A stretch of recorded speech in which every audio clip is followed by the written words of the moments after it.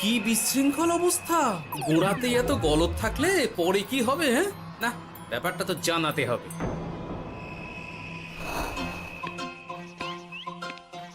এই তো মহারাজের প্রিয় গোপালও চলে এসেছে।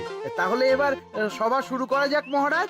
সে আপনি যাই বলুন না কেন মন্ত্রী মশাই, আজ আমার আপনার সাথে ঝগড়া করার কোনো ইচ্ছেই নেই।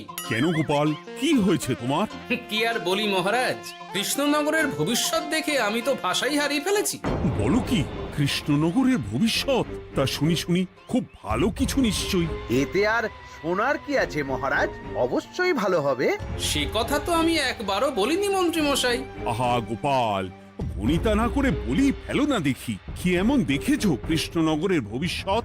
তাহলে শুনুন, কৃষ্ণনগরের ভবিষ্যৎ ঘোর অন্ধকারে, মোটেই ভালো নয়। হ্যাঁ, বলো কি?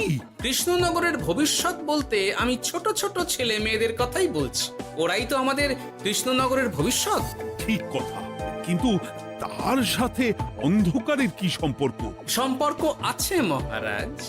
আজ সকালে রাজসভায় আসার পথে দেখি পাঠশালায় বাচ্চাদের পড়াশোনা বাদে সবই হচ্ছে। তা এরকম চলতে থাকলে কি করে রাজ্যের ভালো হবে বলুন দেখি? না হওয়ারই বা কি আছে শুনি? পড়াশোনার সাথে রাজ্যের ভালো খারাপের কি আছে? সত্যি, মন্ত্রী হয়েও যে আপনি এসব কথা বলেন ভাবলেও অবাক লাগে। গোপাল, মুখ সামলে কথা বলো। আপনিও তাহলে আগে বুঝুন, তারপর কথা বলুন। উফ, আবার শুরু হয়ে গেলে তোমরা। ক্ষমা করবেন মহারাজ, কিন্তু আমি তো কিছু শুরু করিনি। মন্ত্রী মশাই তো না বুঝে কথা বলছেন। আপনি বলুন মহারাজ, বাচ্চারাই তো সমাজের ভবিষ্যৎ। হ্যাঁ, ওরা এখন যা শিখবে সেটাই তো পরে কাজে লাগাবে। ঠিক ঠিক, শিক্ষার গুরুত্ব অনেক, তাকে এত অবহেলা করলে তো চলবে না। সেটাই তো মহারাজ, একে তো সকলে পাঠশালায় আসে না, তার উপর যে কয়জন আসে তাদের মধ্যেও কেউ খেলে বেড়ায়, কেউ ঘুরে বেড়ায়, এসব হয়। বুঝলাম, কিন্তু রাজপণ্ডিত কিছু বলে না। কি করে বলবেন মহারাজ? উনি তো নিজেই ঘুমে ঢুলতে থাকেন। কি? আমি কালই রাজপণ্ডিতের সাথে এই ব্যাপারে কথা বলবো। কিন্তু শুধু রাজপণ্ডিতের সাথে কথা বললেই হবে না মহারাজ, তার সাথে এমন কিছু করতে হবে যাতে ছেলেপুলেরা রোজ পাঠশালায় খুশি মনে এসে পড়াশোনা করে। তার জন্য কি করা যায় বলো তো? আর তোমার কাছে কি কোনো উপায় আছে? থাকলে তো আগেই বলে দিত, এত সময় ধরে অভিযোগ করে যেত নাকি? আচ্ছা, আপনার কাছে কি কোনো উপায় আছে মন্ত্রী মশাই? মানে এখন নেই, ভাবতে হবে। তাহলে একটু চুপ করে থাকুন। ছাড়ো না গোপাল, তুমি বলো। আমি বলছিলাম, ওই বাচ্চাদের পাঠশালার প্রতি আগ্রহ আনার জন্য যদি একবেলা ভাত, ডাল, দুধ, ডিম ইত্যাদি খাওয়ানো যায় তাহলে সেটা কার্যকর হবে বলে মনে হয়। অসম্ভব! রাজ্যের কত খরচ বেড়ে যাবে জানো? তুমি থামো তো মন্ত্রী, সব সময় খালি উল্টো কথা বলা। আমি একদম একমত গোপালের সাথে। কৃষ্ণনগরের উন্নতির জন্য আমি সব করতে রাজি।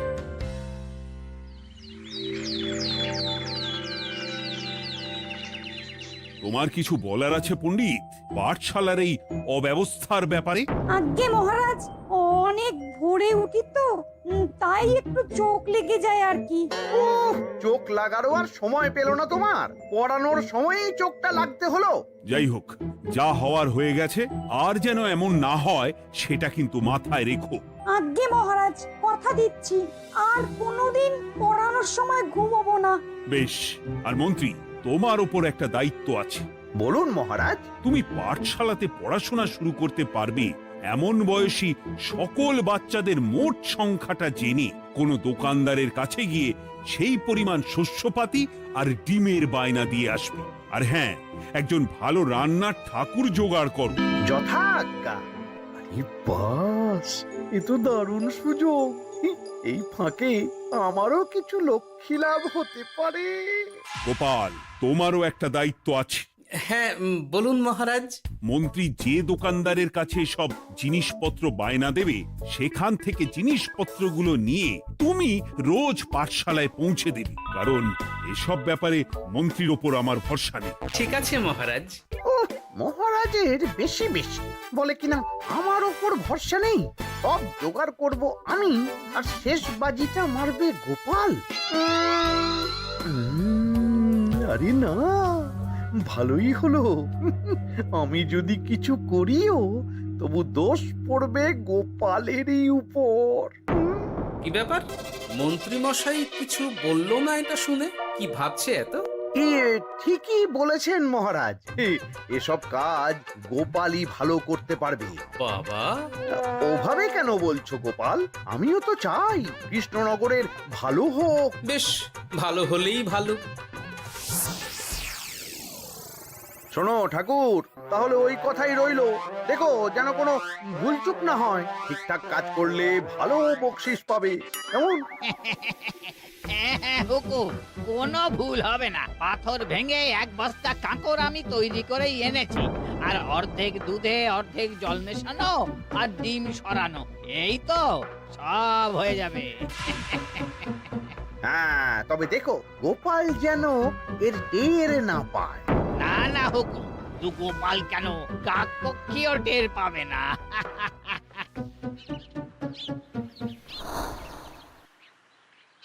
যাক বাবা, এবার শুধু জিনিসের দামটা মহারাজকে বাড়িয়ে বললেই কাজ হাসিল। এদিকে অতিরিক্ত মূল্যটাও আমার হবে, আর বাকি জিনিসগুলো বিক্রি করার পর সেই দামও আমারই হবে।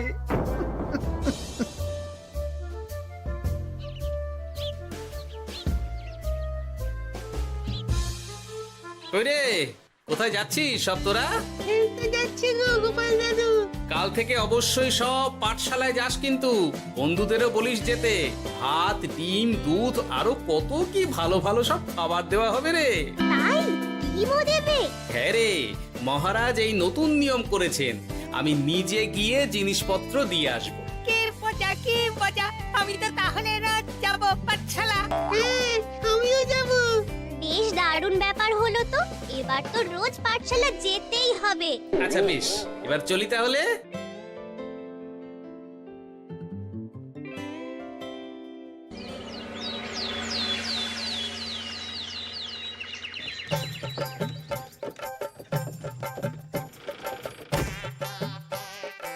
এই নাও গো ঠাকুর, সব জিনিস নিয়ে চলে এসেছি। একবার মিলিয়ে নাও দেখি। ঠিক আছে গোপাল দাদা, এখনই সব দেখে নিচ্ছি।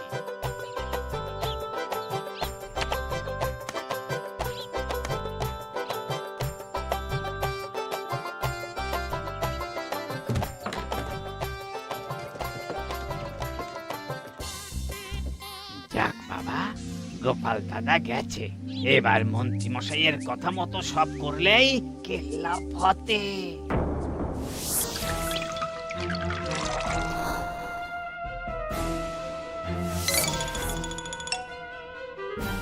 কই গো ঠাকুর? এই তো হুকুম, আপনার কথা মতো সব কাজ হয়ে গেছে।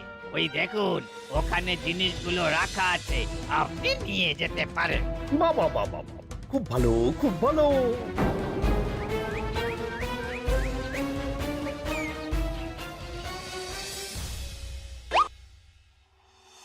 ও কি, অর্ধেক ডিম দিলে যে, বাকিটা কোথায়? কিসের বাকি? ডিমটা অমনি দেখতে। বললেই হলো, ডিম কখনো অর্ধেক হয়? বাকিটা কোথায় বলো, নইলে কিন্তু। আরে বাবা, তুমি ডিম খেতে খুব ভালোবাসো বুঝি? হ্যাঁ তো। তাহলে এটা জানো না যে অর্ধেক ডিমের দ্বিগুণ শক্তি হয়? সত্যি? হ্যাঁ, তা নয় তো কি মিথ্যে? ওই জন্যই তো আমি তোমাদের সকলকে অর্ধেক ডিম দিই। আরে বাস, এটা তো আমরা কেউই জানতাম না। ঠিক আছে, আমি আমার সকল বন্ধুকে এটা জানাবো। যাক বাবা, বিশ্বাস করলো তবে, নইলে আর একটু হলেই ধরা পড়ে যেতাম।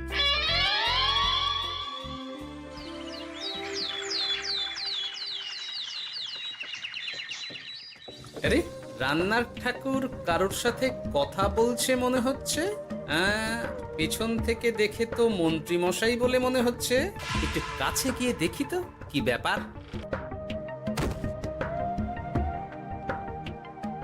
আরে গোপাল দাদা যে, তোমার কথাই ভাবছিলাম, আর দেখো তুমি চলে এলে। হুম, তুমি কি নিশ্চিত যে তুমি আমার কথাই ভাবছিলে? আমি তো তোমাকে কারোর একজনের সাথে কথা বলতে দেখলাম। আবার মন্ত্রী মশাইকে দেখে ফেলেনি তো?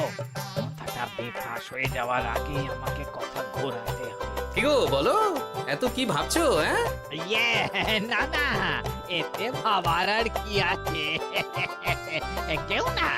কেউ না কারোর সাথে কথা বলিনি। আমি তো একাই ছিলাম। তুমি বোধহয় ভুল দেখেছো। হ্যাঁ, ভুলই হবে। কি ব্যাপার? ঠাকুর এভাবে বলছে কেন? তাহলে কি সত্যি ভুল দেখলাম নাকি অন্য কোনো ব্যাপার আছে? না, পরে দেখতে হচ্ছে। ঠিক আছে, এই আমি যাই গো। হ্যাঁ, অনেক কাজ আছে। হুম, না না না, ঠাকুর যতই বলুক না কেন কেউ ছিল না সেখানে, তবু মনটা কেমন যেন খটকা লাগছে। যাই হোক, মনে হওয়া নিয়ে তো আর কিছু করা যাবে না। এখন যাই কাজে। তা মন্ত্রী, পাঠশালায় রোজ ভালো মানের আনাজপাতি যাচ্ছে তো? আগে হ্যাঁ মহারাজ, আমি তো ভালো মানেরই সব চাল ডালের বায়না দিয়েছি। কথা মতো তো সেগুলোই পাঠানোর কথা। তবে বাকিটা গোপাল জানে। মানে গোপাল জানে মানে ঠিক কি বলতে চাইছেন আপনি মন্ত্রী মশাই? না মানে জিনিসগুলো সব নিয়ে তো তুমিই যাও, তাই আর কি। সেটাও করতে হচ্ছে, কারণ মহারাজ আপনার উপর ভরসা করতে পারেন না। গোপাল, ঠিক আছে, আমি বুঝতে পেরেছি। মন্ত্রী, সপ্তাহে সপ্তাহে জিনিসের দাম মিটিয়ে দিচ্ছ তো? হ্যাঁ, আগের সপ্তাহের দাম মিটিয়ে দিয়েছি, কিন্তু পরেরটা বাকি। আর মহারাজ বলছিলাম কি, পরের মাস থেকে জিনিসের দাম একটু বাড়তে পারে। কি হলো? মন্ত্রী মশাইয়ের এই ব্যাপারটা কেমন যেন লাগলো না, চোখে চোখে রাখতেই হবে।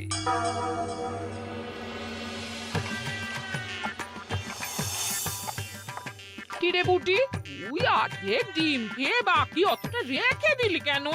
রান্নাটা ভালো হয়নি বুঝি? না গো দিদা, খুব ভালো হয়েছে। আমি তো আসলে এখন এমনই খাচ্ছি। শিকিরি, কেন রে পুটি? তোর তো ডিম খুব প্রিয় ছিল রে। এখনো ভালো লাগে। তাহলে পুরো ডিম খাচ্ছিস না কেন? এ বাবা, তুমিও জানো না, অর্ধেক ডিমের শক্তি গোটা ডিমের থেকে বেশি, মানে দ্বিগুণ শক্তি। এই বলে কি গো?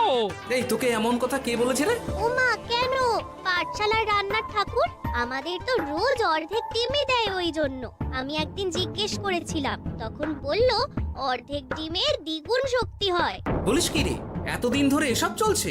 না, মহারাজকে জানাতে হবে।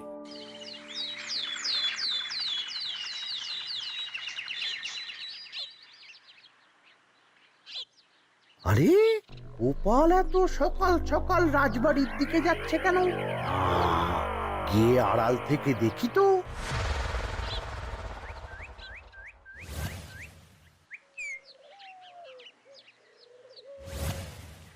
বলো গোপাল, কি হয়েছে? হঠাৎ কেন এভাবে একা দেখা করার কথা বললি? আসলে মহারাজ, আমি চাই না এই ব্যাপারটা মন্ত্রী মশাই জানুক, তাই একান্তে আপনার সাথে কথা বলতে চাই। কেন, কি হয়েছে সব খুলে বলো। তাহলে শুনুন মহারাজ।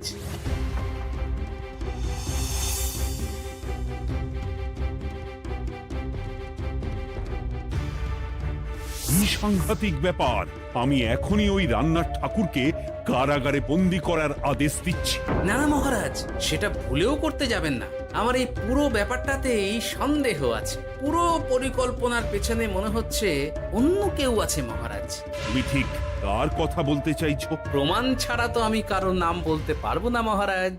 এই রে, গোপাল বোধহয় সবটা বুঝতে পেরেছে। এবার কি করে নিজেকে বাঁচাই? কি করি? পেয়েছি।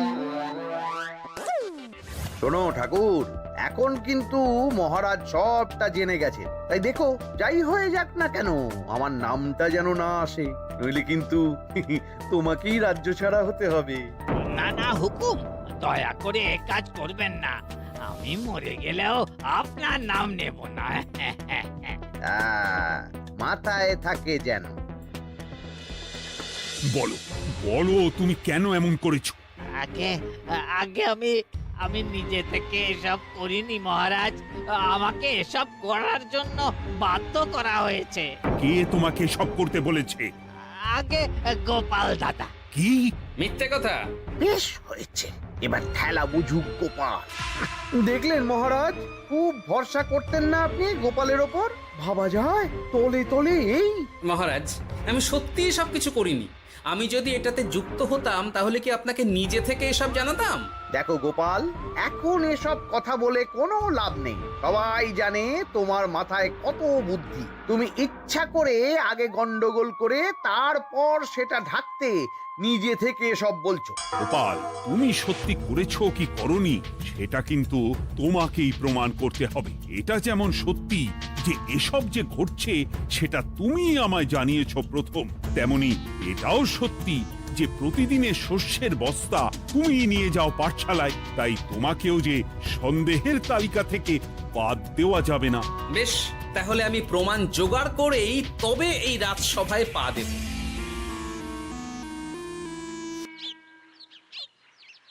আজকের পরে আমি আরো নিশ্চিত যে এসবের পিছনে মন্ত্রীমশাই যুক্ত আছে। এবার শুধু ওনাকে হাতে নাতে ধরার ব্যবস্থা করতে হবে। ও কি দাদু, তুমি এই সময় বাড়ি ফিরছো? হ্যাঁ রে, তোর দাদুকে আর চোরের অপবাদ দিয়েছে, তাই প্রমাণ জোগাড় না করে আমি রাজসভায় যাব না। কি বললি? তোমাকে কে চোরের অপবাদ দিয়েছে? কে আবার? ওই মন্ত্রী। কিন্তু আমার সন্দেহ হচ্ছে যে আসল চোর ওই মন্ত্রী। বাস, তাহলে আর চিন্তা কি? আমরা আছি তো, মন্ত্রীর ওপর নজর রেখে তোমাকে সব খবর দিয়ে যাব। হ্যাঁ দাদু, আমারও অনেক রাগ হয়েছে। এতদিন মিথ্যে বলে আমাদের অর্ধেক ডিম খাইয়েছে। আমি এটা কিছুতেই মানতে পারছি না। এবার সত্যিটা সবার সামনে আসবেই।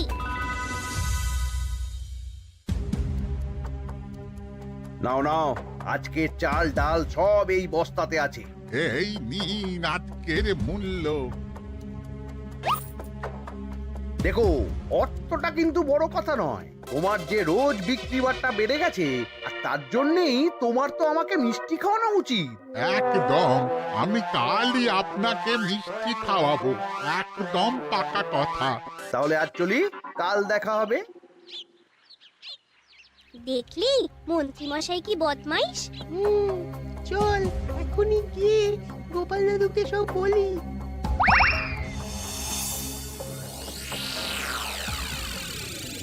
তাহলে এটাই হলো আসল ব্যাপার। খাওয়াচ্ছি ওকে মিষ্টি। হ্যাঁ গোপাল দাদু, একেবারে আচ্ছা করে দাওয়াই দিও। আচ্ছা শোন, আমার মাথায় একটা বুদ্ধি এসেছে বুঝলি। কাল তোরা ওই পাশের গ্রামের দোকানদারকে কিছু একটা করে আটকে রাখ, আর আমি সেই সুযোগে মন্ত্রীর সাথে দেখা করব। আচ্ছা, তুমি কোনো চিন্তা করো না। ঠিক আছে, তোরা এখন যা, আমিও একবার মহারাজের সাথে দেখা করে আসি।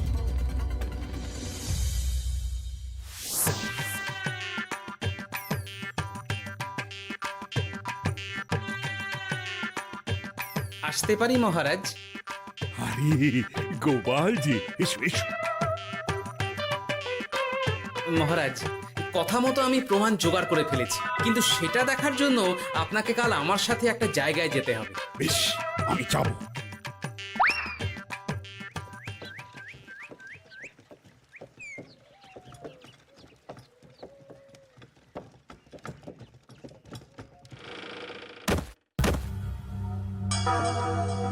এই কি, তুমি কে? আগে আমি মালিকের খুব বিশ্বস্ত কর্মচারী। আজ সকালে মালিক একটা অন্য কাজে ব্যস্ত হয়ে পড়েছে, তাই আমাকে পাঠালো। কিন্তু কথা মতো আপনার জন্য মিষ্টি পাঠিয়েছে। এই তাই নাকি? দাও দাও দাও দাও, শুনেছি তোমাদের গ্রামের মিষ্টিও নাকি খুব ভালো। হ্যাঁ, ওই আর কি। নিন।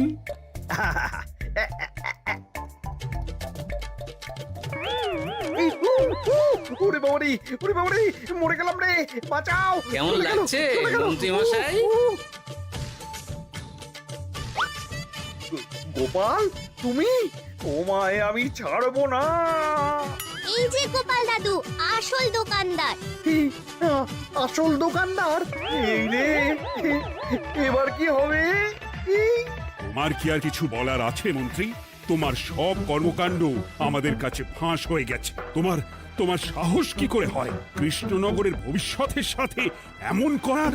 ক্ষমা করে দিন মহারাজ, আর হবে না, ক্ষমা করে দিন। না না না না, শাস্তি তো তোমাকে পেতেই হবে। সেপাই, আজ থেকে মন্ত্রীকে রোজ সকালে 100 বার বেতের বাড়ি ও অর্ধেক খাবার দেওয়া হবে। অর্ধেক খাবার? কেন জানেন না? অর্ধেক খেলে দ্বিগুণ শক্তি বাড়ে। ওরে বাবা গো, আমার আমার আমার মাথা ঘুরছে।